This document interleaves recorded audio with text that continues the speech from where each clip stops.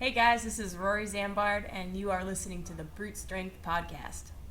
What's up, guys? This is Mike Casu. This week, I interviewed Rory Zambard in Seattle, and we talked about some pretty interesting stuff. We talked about kind of the evolution of CrossFit. She's been in CrossFit for over 10 years, so we talk about how kind of the changes she's seen and what she's experienced kind of growing up in the community. We talk about obviously training for and competing at the games, and then we go into dealing with some serious back issues and kind of how she dealt with that emotionally. I think it's a very common thing in our community that isn't really talked about a lot. So I think some of you will be able to get some good stuff from that. And then we talk about her transition from being an elite level competitor and going back to using CrossFit as just training for a lifestyle. So lots of good stuff. Hope you enjoy the show. What's up, guys? This is Mike Casu. This is the Brute Strength Podcast. I'm here in Seattle with Rory Zambard. Thanks for having me, Rory. Hi, happy to be here. Appreciate it.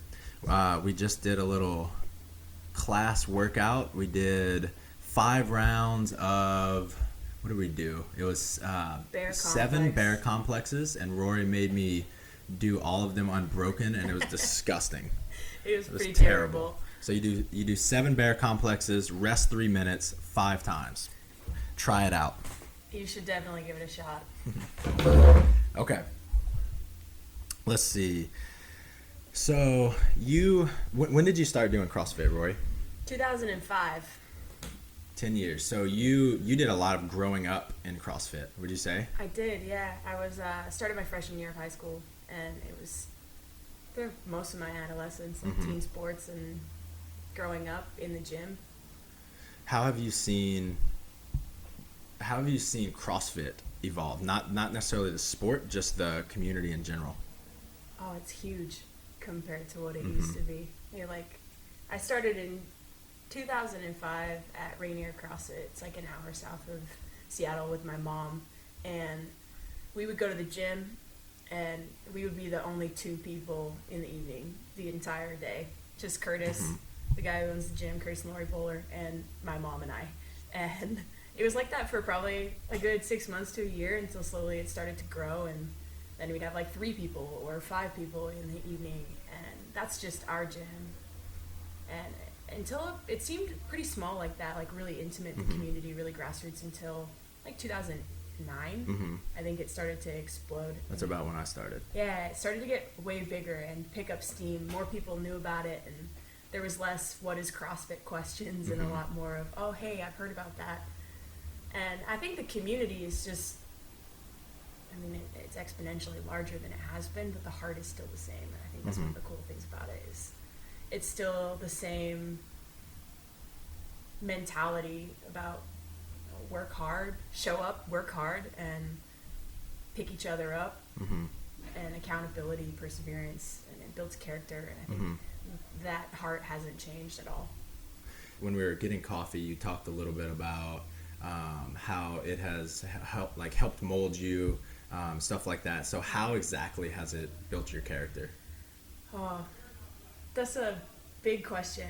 CrossFit has been an integral part of my life for almost longer than it hasn't at this point, which is crazy to think about. But I'm 24 years old and been CrossFitting for 11 years.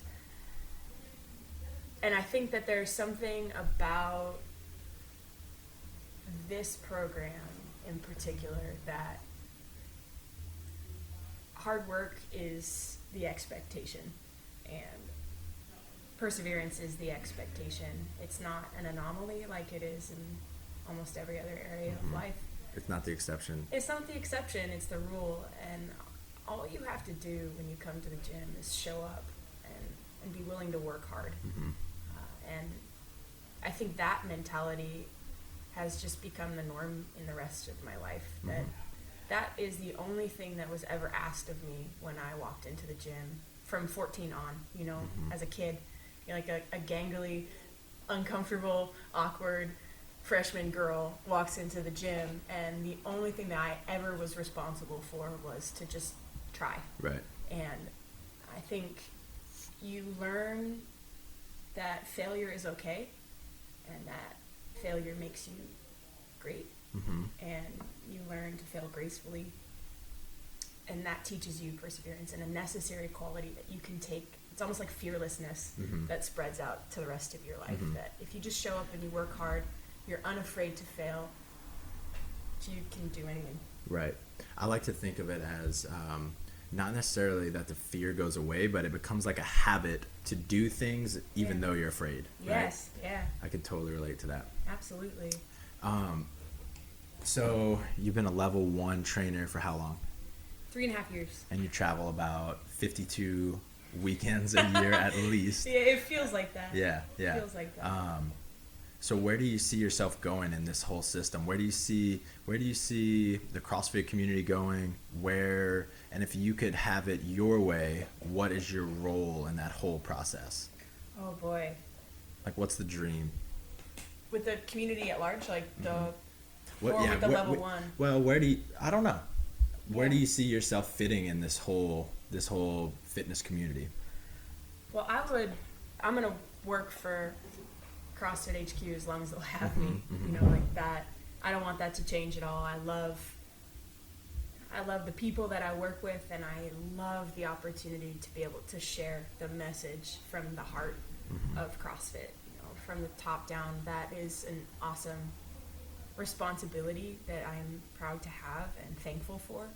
So I don't want to give that up at all. Like, I'm going to stick with that as long as they'll have me. But outside of the level 1 seminar staff, I think something that my heart is drawn to that I haven't quite put my finger on, I haven't nailed it down yet, but is definitely tailoring this awesome program to and the gifts that it's given me, the lessons that it's taught me in my life. How can I give that back to people who haven't discovered it yet, whether that be, you know, like at-risk youth or women, or, you know, a specific group of people that need, in a big way, like need what this program can offer them, not just fitness, but the community and those traits that I have taken away from it. How can I take this program and tailor it to them?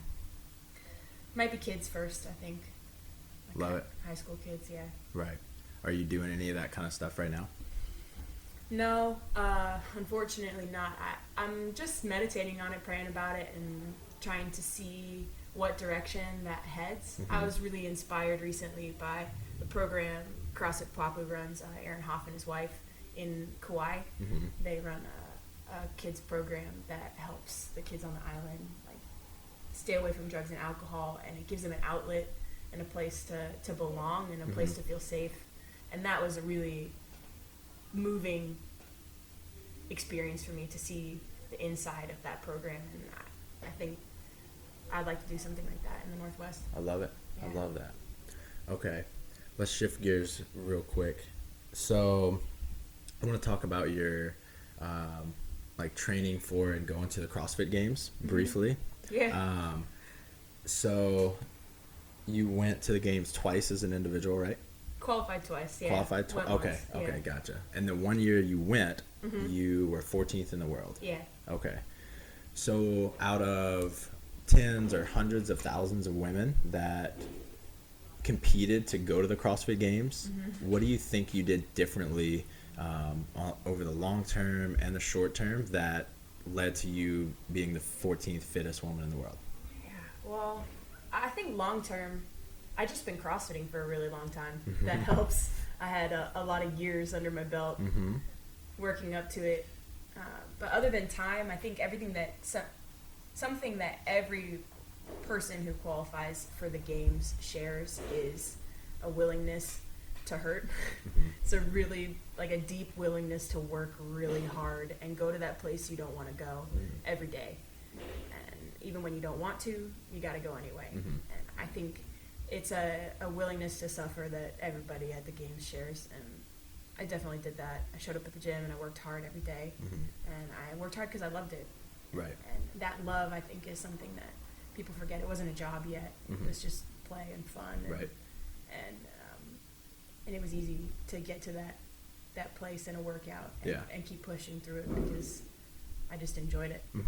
So how did your training evolve? Like, you started when you were 15, and how did it evolve into your like 22, 23 going to the CrossFit Games? Was it always just show up to the gym and do one workout a day? Like, what kind of stuff were you doing? That's a great question. When I started, it was one workout a day, and you just come to class and you do whatever's written on the board, and you chase down the people that you're looking at and try and get the red time, get the RX by your name. And I did that all the way through high school, got to college, did exactly the same thing, decided not to play softball in college, and that's kind of when gears shifted for me, and I realized like I really enjoy doing CrossFit, started coaching CrossFit, and my training as far as that goes didn't change. I didn't do any more. There's one workout a day, show up, do what's written on the board, chase your friends down and have fun, and that actually carried me through the games in 2013. When I qualified and competed, I did one workout a day. And I mean, like, when I say one workout a day, that means something different to people these days, like one session a day. But when I say one workout, I mean like 5x3 power clean, go home. Really? Yeah, and I think you hear it from the best. Like, Spiel talks about it all the time, and I know that there's quotes that float around like, be impressed by intensity, not volume. And intensity is what gets you really fit, and that willingness to suffer is what gets you really fit. And I think that it's proven by people who do one workout a day and are really successful at the games. And that's what I did through 2013, was just one thing. Wow. Work hard, go home. Wow, that's very different than what's being done out there. So different. Wow. So different. So, we'll tie that in later. So you go to the games in it was 2012. 2013. 2013 was is when you went to the games. Okay, and then qualified for the games again the next year, and you have some serious back issues. Yeah, hurt my back right before regionals in 2014, and just like little things seemed to happen. Doing a kettlebell swing, hurt my back pretty bad. Scrambled big time to try and get okay for regionals. Managed somehow to qualify anyway, and it just started a journey and a process of trying to get better and bouncing between a new injury and trying to get healthy, and a new injury and trying to get healthy. And I discovered that I had a benign tumor in my pelvis that was like the size of a softball, and that was the root of all of the back issues that I was having. Right. And had that taken care of in the end of the summer in 2014, and just tried to get healthy after that. So that's what made me withdraw from the games that year. So I want to talk about this a little more. So you mentioned earlier kind of the prevalence of people in this community that compete in CrossFit. Their sense of identity is based around how good they are in the sport and stuff like that. What was your experience like with that? So when you were injured, you couldn't compete anymore, and there were thoughts of, should I continue to compete? Should I get back to where I was, or I may never be able to do this again? Like, what was that like? What was that like emotionally? Because I think a lot of people are going through that, and there's not a lot of talk about it. It's a really big challenge to come to terms with how much of your identity or your perception of self-worth gets wrapped up in your capacity to perform. And I think, like I said before, is at large, we claim as elite level CrossFitters, and I hear it all the time, and I'm guilty of it. I've said it, that I am not my fitness. I am more than an athlete. My identity is not CrossFit. Like, I have so many things outside of it that make me who I am, and those are things that I claimed and that I thought were true, and I think a lot of people claim it and they think it's truth, when really it's pretty far from the mark. And we don't say it to lie, we say it because we believe that, right? But it's not true. That when it gets taken away, when I could no longer do what I've been doing for 10 years, I wasn't great at the one thing that I had poured my heart into for years.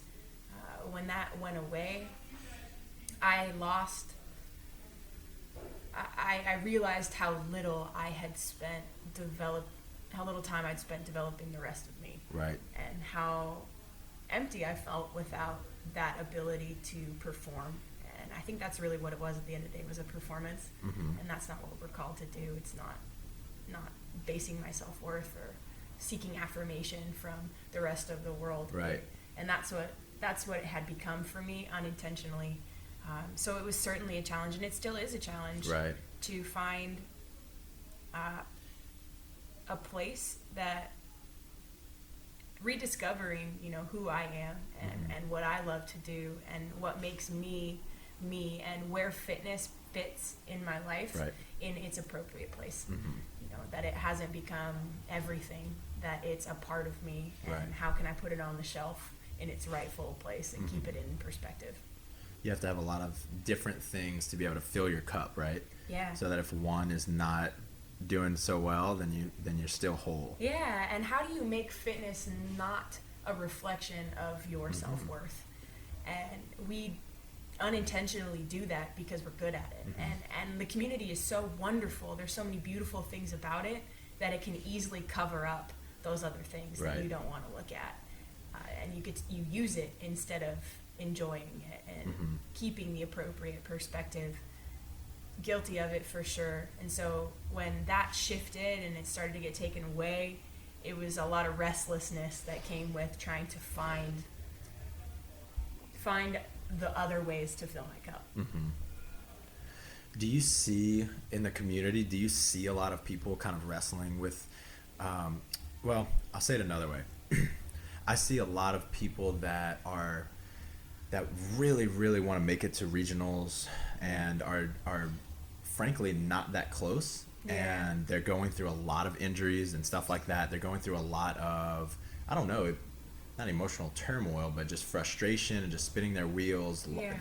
Think different things in their life are going wrong because they're trying to compete in CrossFit so hard. Do you see a lot of that, and how do you relate it to what you went through?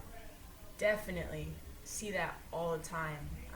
In the level 1 environment, just here in the gym that I go to, you hear about it from other people. Mm-hmm. That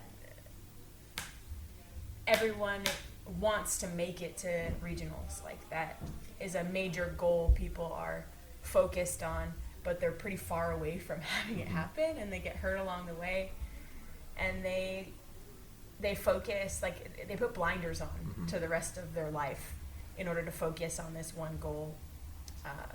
The coach I grew up with, Kurt Buller, he's a flow master for the level 1, and he said in the programming lecture a couple weekends ago something that he had figured out, that he crunched some numbers on, that this last year in 2015 you were more likely to play in the NFL from Mm-hmm. high school or college football than you were to qualify for the CrossFit Games as an individual. Right. Like, more likely to play in the NFL. Mm-hmm. That blows my mind.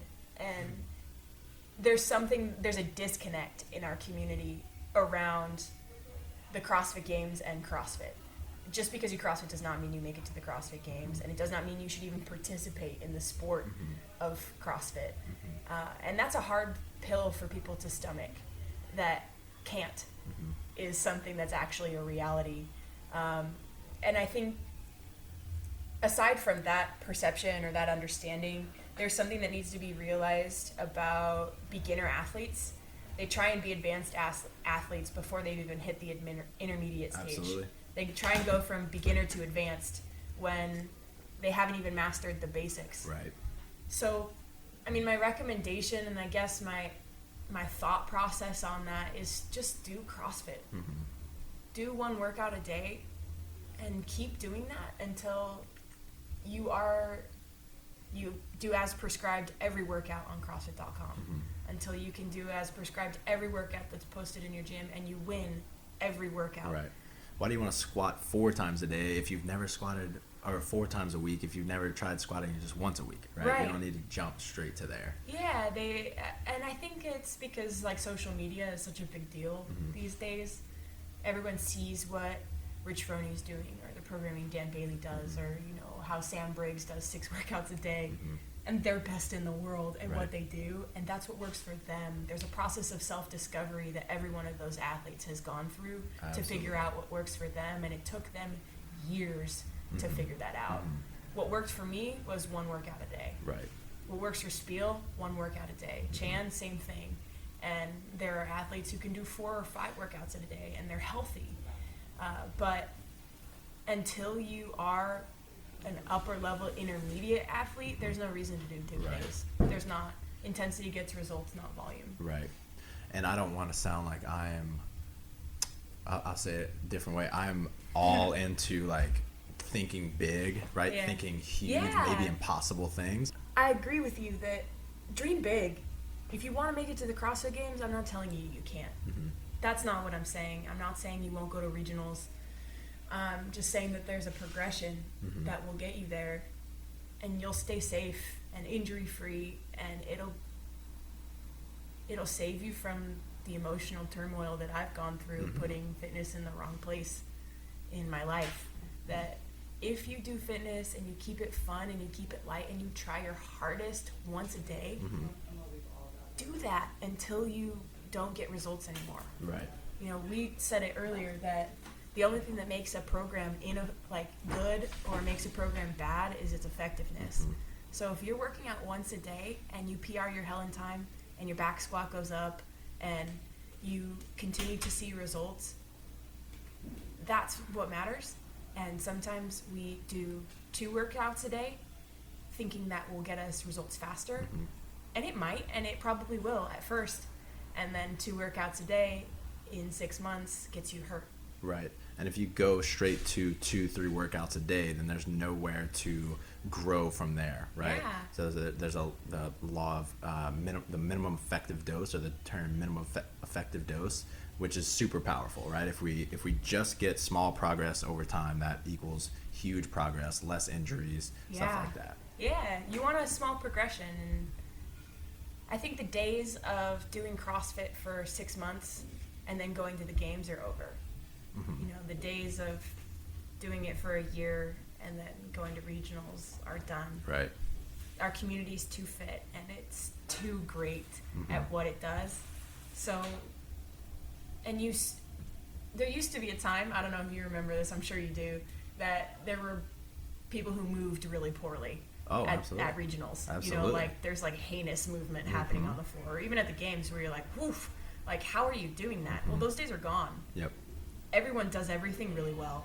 Everyone moves like an angel on the floor. You know, with some exceptions, maybe at the bottom of the pack at regionals, like there's a couple like shaky movers, but everybody moves like an angel and everybody does things really, really well and really efficiently. And if you can't move well, you're not going to go to regionals anyway. Like, and if you can't stay healthy because you're doing too much volume, that's unfortunate for your real life, and it's unfortunate for your fitness. Right.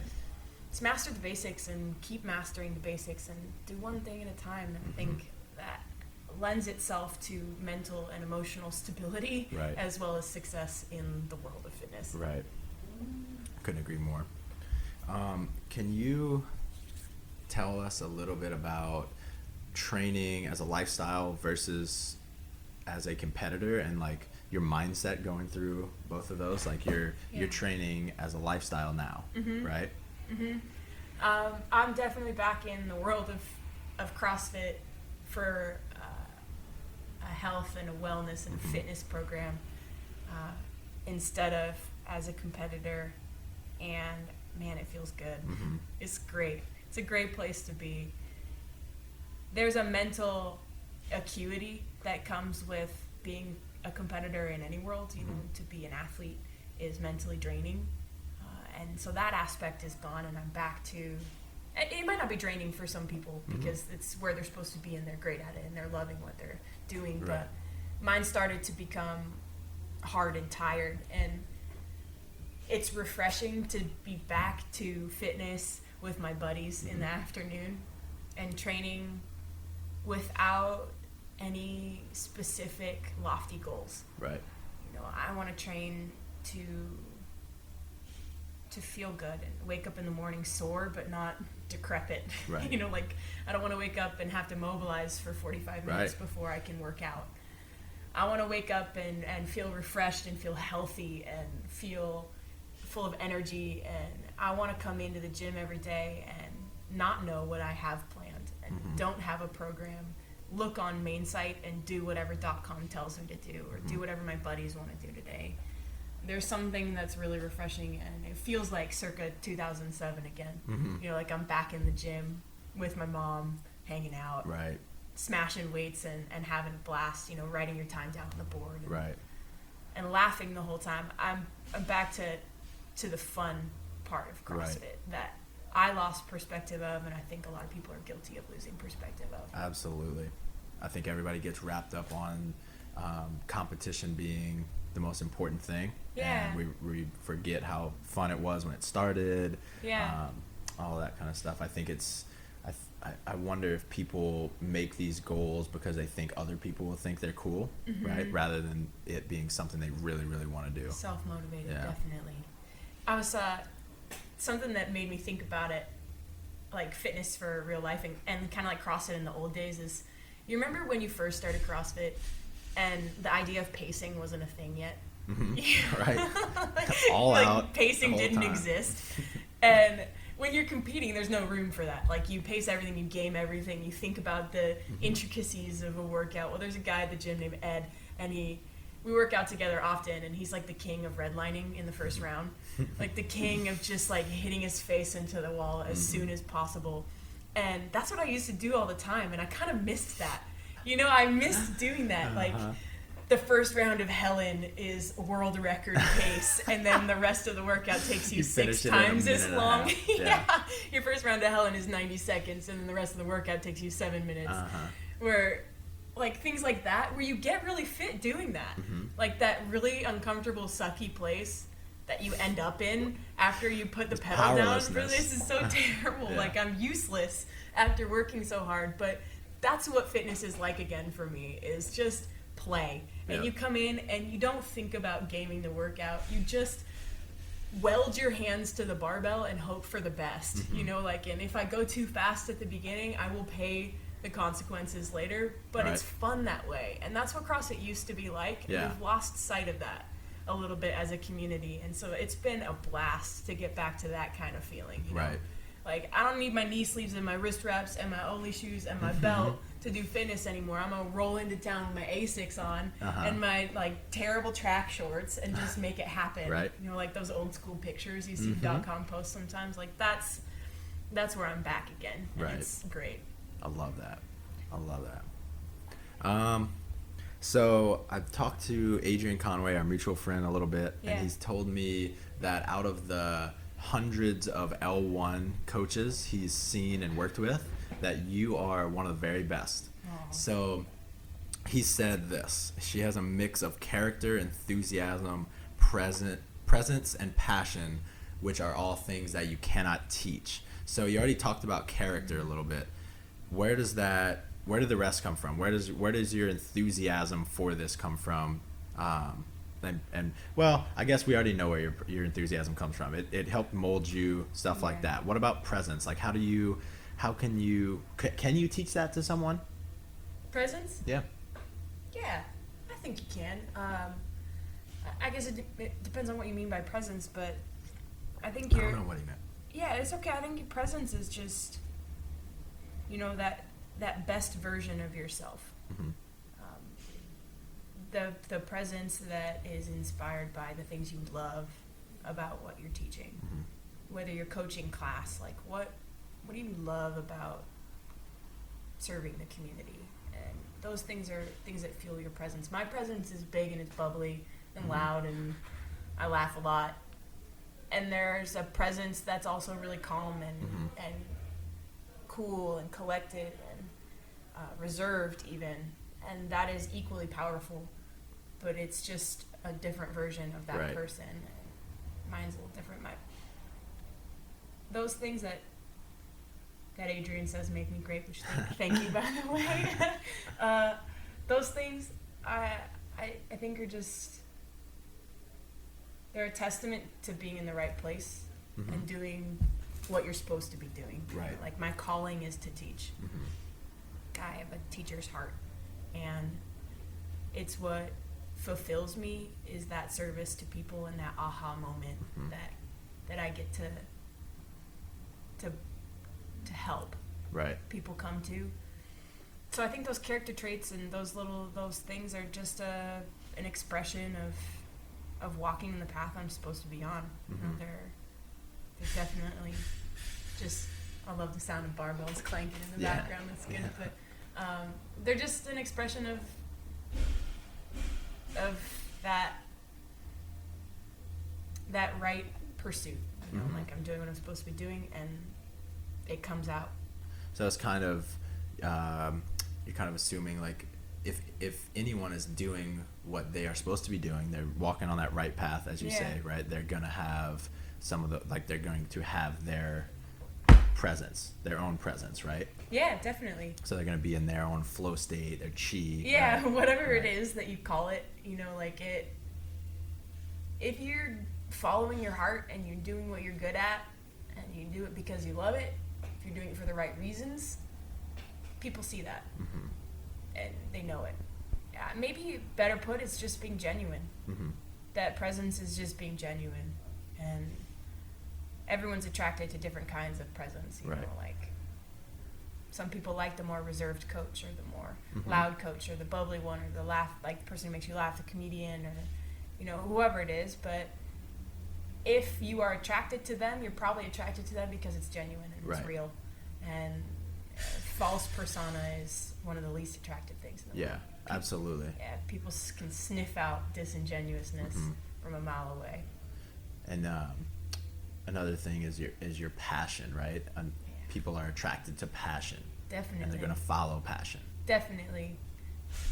And I love fitness. Yeah. I love CrossFit. I definitely do. I think I love a lot of things about it. That's more than just the product that it gives us.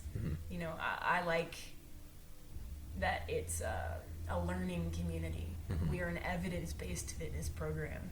That means that we beg, borrow, and steal from people who are best in the world, and as the rest of the world gets better at their pursuits, we get better too. Right. And it's an open-ended book, and a learner's heart is one of the most attractive things to me, and that's what this CrossFit community is. It's just open arms to whatever will make us better. Right. And we just so far have found the thing that makes people fittest. The fittest, yeah. Yeah, I think it's also, there's something to be said for, like, how, like, just in a class setting, how vulnerable people are. They're saying, teach me, I want you to teach me how to get fitter. I don't know what I'm doing, right? Yeah. So you build incredible connections with so many different people. Absolutely. Absolutely. There is something really exposing about what we do. Hard work is exposing. You know, that willingness to hurt and willingness to come to the gym doesn't come easy for a lot of people.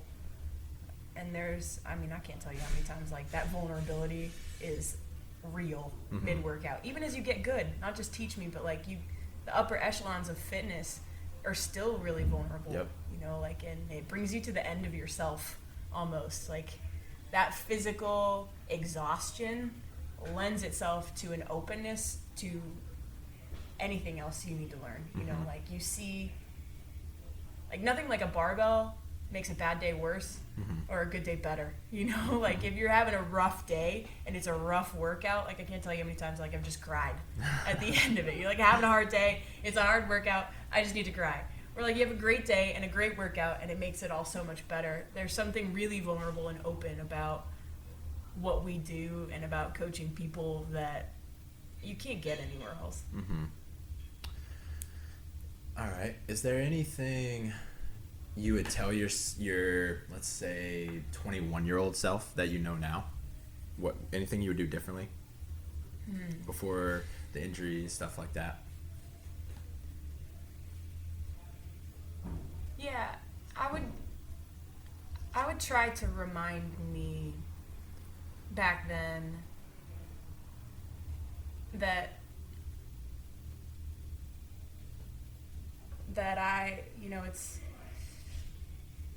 I am worth more than my fitness. You know, that it's important, but don't forget that there are a lot of other things in your life that need attention. And I say that like my self-worth and seeking affirmation from the world of fitness around us, that's where I slipped into, but I honestly don't know if I would change it. I don't think I'd change the road that I've been down to where I am now.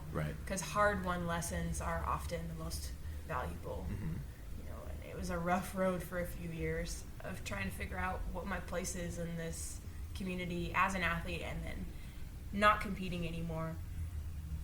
Where do I belong? Where do I fit into it? And I don't think I would change that journey just because it's difficult to be on. But the lessons that I've learned are very impactful. Maybe I would just tell myself to, you know, enjoy the process. Just be present and enjoy the process. What are 3, I guess, any kind of resources for coaches out there that they love coaching, they just don't know where to learn more outside of CrossFit seminars? The CrossFit Journal. Go to the journal. That thing still exists? But yeah, come on. I'm sure it's bigger than ever. It's huge. You know, every day new articles get posted from not just experts in our community, but experts in the fitness community at large. You know, people who are great at what they do, scientists and, you know, sports specialists. We learn a lot from them, and it's all available to you on the journal.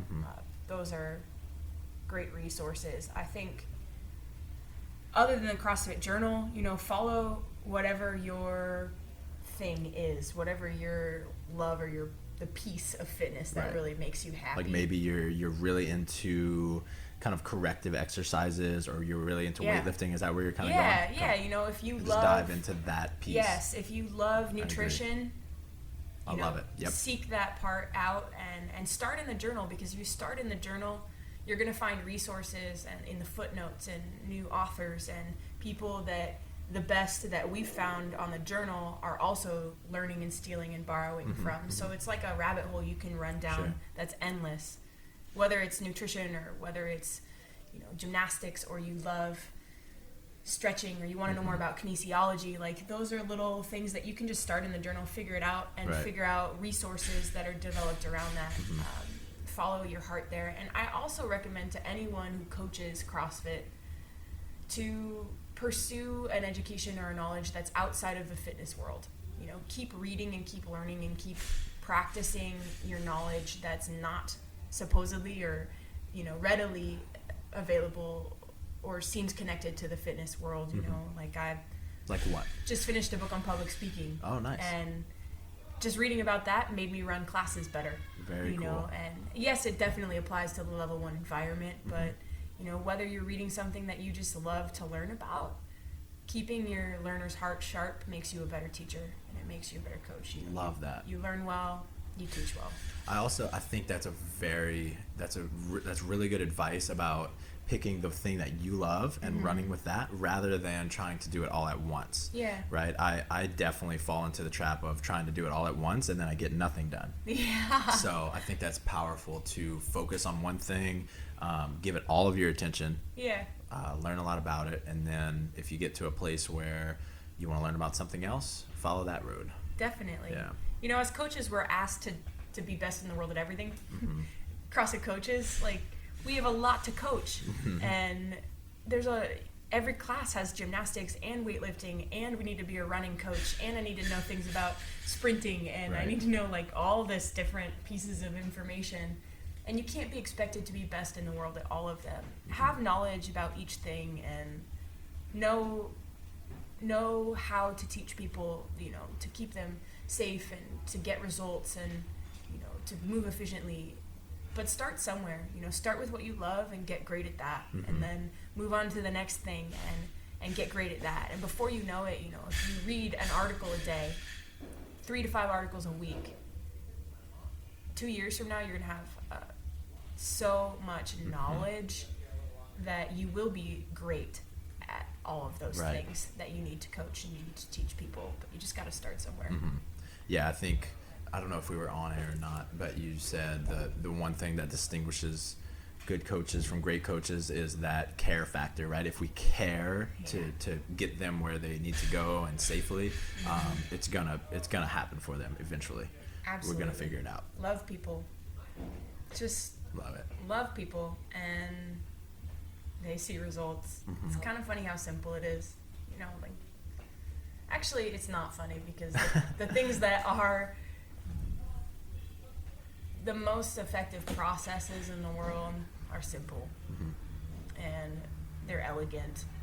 That's why the worst CrossFit workouts, the ones that hurt the most, are simple, because simplicity is usually the most effective. And that's a great guiding tenet, is love people. Yeah. And it is simple, but if you really keep that in the right perspective, you make choices that reflect well for your clients. Yeah. You make coaching cues or decisions that glorify people and make them better, and you love on them. Yeah. Everybody wins. I see all the guy listeners just hopping off. They hear love. Later. Later. But I could not agree more. You, don't be afraid to care about people and like really invest in their health, and it's gonna work out. I mean, think about the best coaches that you had, or even teachers, best coaches or best teachers you've had in your life. Like, my best high school history teacher, what I loved about him is that he invested in me, and he cared about me through my successes and my failures, you know, and he had a personal stake in my accomplishments and in the work that I produced. And you could think about your high school, like my high school softball coach. I loved that she was accountable and always led by example. And those character traits that I love about my coaches growing up are things that I try and give to my athletes. I think wrapped up in a word, that's love, you know, but there are smaller, more tangible things that you can focus your mind on. Like, what did you love about your high school football coach? And what were some things that you hated about coaches that you didn't like? You know, like, and don't do those things. Right. But you put tangibles to it, and it becomes clear. Like, it's more evident that I will be a great coach for my people in the gym, at seminars, if I lead by example and I take a personal investment in what they're doing. What are a few things that you do at at the L1s that you think make you a great coach? I think specifically, I'm interested in like your speaking. What do you do? Are there any like things that you're thinking about to stay confident, to stay on point, all of that kind of stuff? How do you keep it all together? Well, little known fact, I was an acting major in college. Nice. So public speaking is so okay. Get an undergrad degree. Yeah, get an undergraduate education in acting, in BS, and then you're okay at public speaking. No, but that aside, I think I'm comfortable in front of people because of that, but also it's two-part. I guess it comes back down to I love people, and when I give a lecture or I'm talking in front of a group of people, it's a conversation in my head. You know, I'm having a conversation. I'm just talking about fitness because I love fitness, and it comes back to that place of love in my heart. Like, I just have so much passion for what this community is giving me. I want to give it back to people. Yeah. More tangibly, I practice a lot. Yeah. You know, like what does that look like? Sometimes I just run through it in my head. Lectures, bullet points. I write it down on paper, big bullet point lists, and like a big tree web of information going through the lecture. Sometimes I say it verbatim, like how I would present it to. You know, I'll set up a couple chairs in my living room and give a lecture to the chairs. And those are things, just some small little skills that I've done to practice. I can't rehearse in front of a mirror. I know people do that, like they give lectures to a mirror, but that weirds me out. I can't do that. I can't do that. I'm more of like an on paper, write it down, and then I'll say out loud or practice out loud the parts of a lecture that are sticky for me, the hard parts.